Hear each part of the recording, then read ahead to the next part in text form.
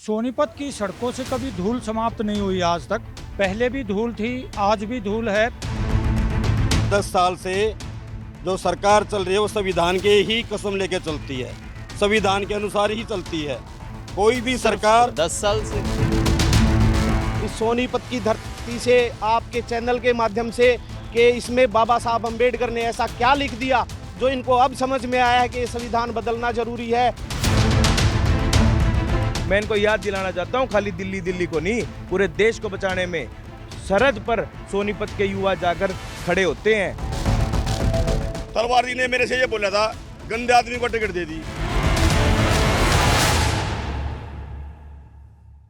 चेहरे कई हैं, सवाल एक है, और वो सवाल ये है कि आखिर 2024 का चौधरी कौन। और यही सवाल लिए डेली पोस्ट की टीम आ पहुंची है पौराणिक धरती सोनीपत में, सोनीपत लोकसभा क्षेत्र में, जहां धुरंधर डटे हैं, आपस में डटे हैं, ब्राह्मण डटे हैं। दो पार्टियों में डटकर मुकाबला है और दोनों ही पार्टियां बीजेपी कांग्रेस, उम्मीदवार कई हैं। इनेलो ने अपना उम्मीदवार उतारा है, जेजेपी ने अपना उम्मीदवार उतारा है, लेकिन दो ब्राह्मणों के बीच में जो है वो मुकाबला है। जाट बेस्ड ये सीट जो है वो कही जाती है, लेकिन जो बदलाव की स्थिति लाता है वो ब्राह्मण। ये कहा जाता है कि ब्राह्मण वोटर जो है वो सीट बदल भी सकता है और बना भी सकता है।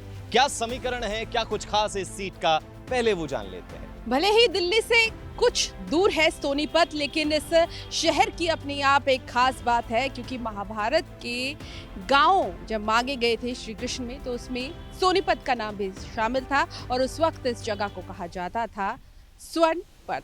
तो अब इस सोनीपत पे आखिर क्या 2019 वाला जो रुझान आया था वो आता है या नहीं, ये 25 मई मतदान होगा और 4 जून को तय होगा। तो ऐसे में क्योंकि कुछ दिन रह गए हैं, प्रचार उसके बाद बंद हो जाएगा, तो हम पहुंचे हैं सोनीपत में। और सोनीपत में हमारे साथ भाजपा और कांग्रेस, क्योंकि जो मेन अगर हम कहें तो कंपटीशन इन दोनों पार्टीज के बीच में नजर आ रहा है, तो उनके प्रवक्ता यहाँ मौजूद है और उनके साथ उनकी टीम, क्योंकि प्रचार का समय है, शाम का समय है, डोर टू डोर कैंपेनिंग चल रही है, नेट टू नेट मुकाबला भी चल रहा है। तो वहीं हमारे साथ कांग्रेस से हैं सुनील कटारिया जी और भाजपा से प्रवक्ता हैं हमारे साथ रविंदर जी।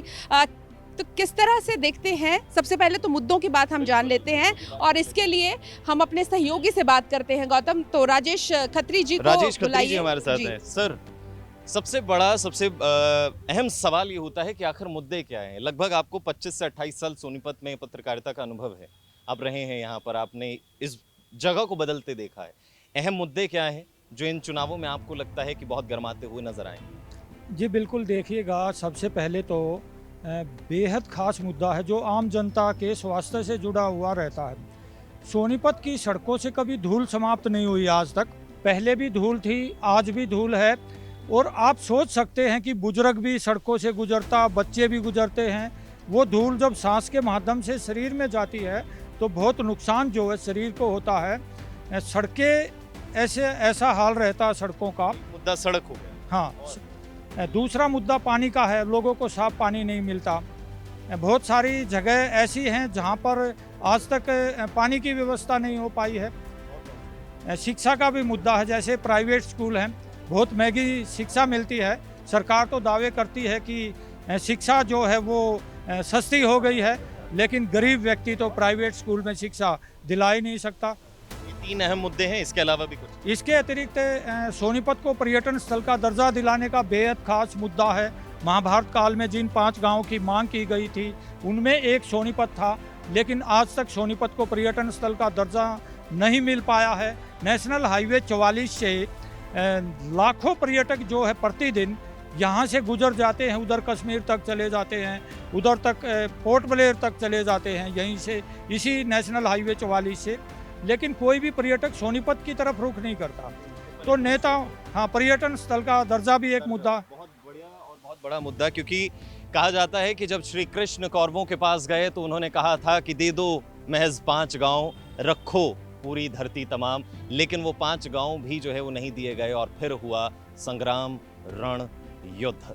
तो एक चुनावी युद्ध है पूजा, तो हमारे साथ जो बिल्कुल, टक्कर में लेकिन है। उससे पहले एक नजर जा रही है द कॉन्स्टिट्यूशन ऑफ इंडिया, और ये सवाल कांग्रेस उठा रही है। तो हम सत्ता पक्ष के पास ही पहले जाएंगे। सुनील जी, आपके पास बाद में आते हैं। रविंदर जी, संविधान खत्म हो जाएगा अगर भाजपा सत्ता में आती है? सबसे पहले मैं डेली पोस्ट का जो आज ये कार्यक्रम है, मैं स्वागत करता हूं आपका सोनीपत की इस धरा पर। हमारे वरिष्ठ पत्रकार खत्री भाई ने हमें ये मौका दिया कि आप सबसे रूबरू होने का, उनका भी मैं धन्यवाद करता हूं। और सोनीपत की भूमि वीरों की भूमि है, देशभक्तों की भूमि है और दिल्ली को सुरक्षित करने के लिए सोनीपत का एक अहम रोल है। दिल्ली को सुरक्षा सोनीपत के वीर लोगों से ही मिलती है। जी, संविधान की बात है, संविधान की किताब लेकर खड़े हैं कि संविधान खत्म हो जाएगा अगर भाजपा दोबारा सत्ता में आती। मुझे लगता है कि वैसे तो लोकतंत्र में पक्ष और विपक्ष का होना बहुत ज़रूरी है, लेकिन विपक्ष इतनी भी मर्यादाएं भूल गया कि उसे ये नहीं पता कि 10 साल से जो सरकार चल रही है वो संविधान के ही कसम लेके चलती है, संविधान के अनुसार ही चलती है। कोई भी सरकार 10 साल से जो अभी 10 साल से लोग अपनी सरकार चल रही है केंद्र की, वो संविधान के अनुसार ही चलती है। मोदी जी की सरकार जिनके ऊपर जो ये बात कह रहे हैं, आप कहना चाहते हैं इससे पहले की सरकारें संविधान के हिसाब से नहीं चलती थी? वो उनको लगता होगा कि असंवैधानिक, क्योंकि इनको ये लगता होगा कि ये बगैर मतलब कांग्रेस अपने घर का ही संविधान तो लिखती उससे होगी। पहले अटल बिहारी वो वाजपेयी जी भी शायद रहे। कोई और ही संविधान पढ़ के किसी और संविधान की शपथ लेके वो सरकार चलाते होंगे, अन्यथा देश के महामहिम जिस संविधान की शपथ दिलवाते हैं शायद वो उन्होंने कार्यक्रम देखा नहीं है। जी रविंदर जी, आप क्या आपके दर्शकों को, तमाम आपकी पूरी टीम को, सोशल मीडिया और टीवी पर आपके देखने चाहने वाले और हमारे सब शुभ चिंतकों को, सबको हाथ जोड़कर मैं नमस्कार करता हूं। शुभ संध्या। ऐतिहासिक शहर सोनीपत में आप पहुंचे अपनी टीम के साथ। और जहां तक बात है, दिलावर जी बड़े सीनियर आदमी हैं, मनोहर लाल खट्टर जी के साथ रहे हैं, खिचड़ी प्रेमी ये भी रहे हैं। और वो जो उस ज़माने में मोदी जी जब हमारे यहाँ शहर में आते थे तो ये उनके साथी रहे थे। इनका बड़ा नाम और मान सम्मान इस शहर में है। और मैं बताना चाहता हूँ रविंदर दिलावर जी को, अगर ये बात संविधान की है तो संविधान की बात ये 2 साल 11 महीने और 17 दिन में बड़ी कठिन परिस्थितियों में ये लिखा गया था। और ये लिखने में पूरा समय, पूरी ताकत लगाई गई थी। इसके बाद इनके जो कैंडिडेट थे, अनंत हेगड़े जी ने मंच के माध्यम से कहा था कि 400 सीट चाहिए क्योंकि हमें संविधान बदलना है। अरुण गोविल जी ने मंच के माध्यम से कहा कि हमें 400 सीट चाहिए क्योंकि हमें जो है संविधान बदलना है। ज्योति मिर्धा ने कहा कि हमें कम से कम 400 सीट चाहिए ताकि हमें संविधान बदलना है।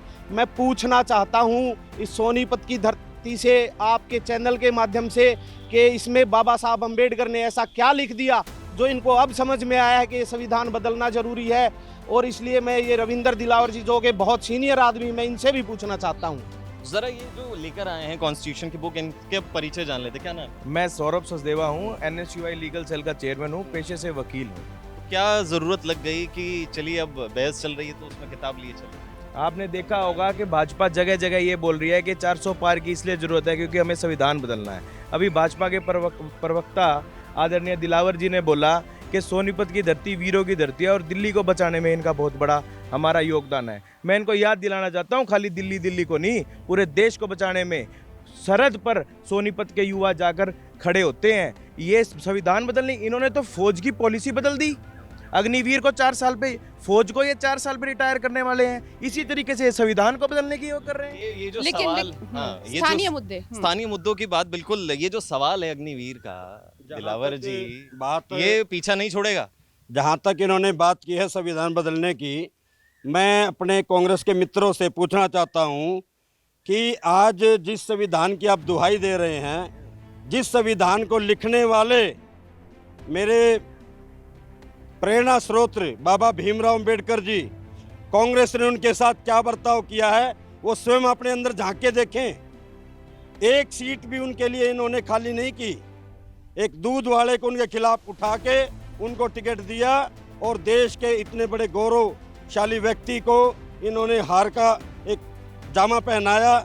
आज ये जो संविधान की दुहाई देते हैं बाबा अंबेडकर के लिए, क्या कांग्रेस, क्या इनकी मैं इनको स्मृति याद रही है?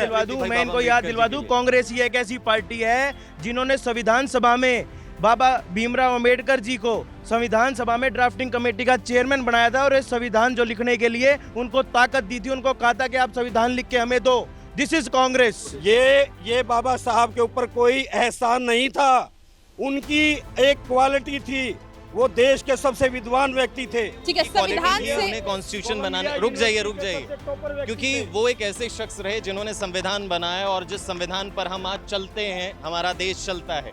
मुद्दे क्या रहेंगे सोनीपत के, मुद्दे क्या रहेंगे सोनीपत की जनता में, क्या लेकर सुनील जी जा रहे हैं और आप जा रहे हैं? शुरुआत यहीं से करते हैं। बीजेपी की अभी जो है वो मौजूदा सांसद हैं, क्या कर रहे हैं? जहाँ तक हमारी सरकार की बात है, 10 साल से कांग्रेस और अन्य सभी विपक्षी दल एक भी कोई ऐसा घोटाला, कोई ऐसी बात नहीं निकाल पाए। मुद्दे, कोई भी मुद्दा इनके पास ही नहीं है। नहीं, आप क्या मुद्दे लेके जा रहे हैं? हम हमेशा ही जनता की, हमारा मानना है राजनीति। एक सवाल ले लीजिए कांग्रेस की तरफ से, एक सवाल, एक रविंदर जी सवाल, रविंदर जी सवाल। जो यहाँ का बीजेपी का नेता है ना मैडम जी, वो 10 साल अभी पूरे नहीं हुए हैं, इन्होंने सारी जमुना का रेत भेज दिया चोरी कर करके। उसके खिलाफ उसके भाई मायाराम के खिलाफ मुकदमे भी दर्ज हैं थाने में। मेरे पास फोन आया था, काले भाई सवाल छोटे छोटे, हाँ छोटे छोटे, आ जा मेरी पार्टी में भाई, ये तो मेरा बड़ा फलाना डगड़ा, क्योंकि मैंने उनका कई बार बहुत बड़े काम किए थे, पर वे चोरी, वे आदमी अच्छे नहीं लगे, ये तो खामा खाम पे खड़ा रहे। क्या काम किया इन्होंने, क्या किया? पिछली बार जिस सांसद ने टिकट मिली थी, तलवार जी ने मेरे से ये बोला था, गंदे आदमी को टिकट दे दी। बिल्कुल, तो चुनावों की गहमा गर्मी है और मौसम में भी उतनी गर्मी है, लेकिन यहाँ पर आप कुछ सुन सकते हैं कि किस तरीके से अपनी अपनी पार्टीज के लिए लोग जो हैं वो वोटिंग भी कर रहे हैं। समय बहुत कम है, तो ऐसे में देखना होगा कि सोनीपत से आखिर जीत किसकी होगी और कौन से मुद्दे रहेंगे जो उम्मीदवार को सोनीपत का चौधरी बनाएगा। आप देखते रहिए डेली पोस्ट पंजाब, हरियाणा, हिमाचल। मुझे और गौतम ठाकुर को दीजिए इजाजत।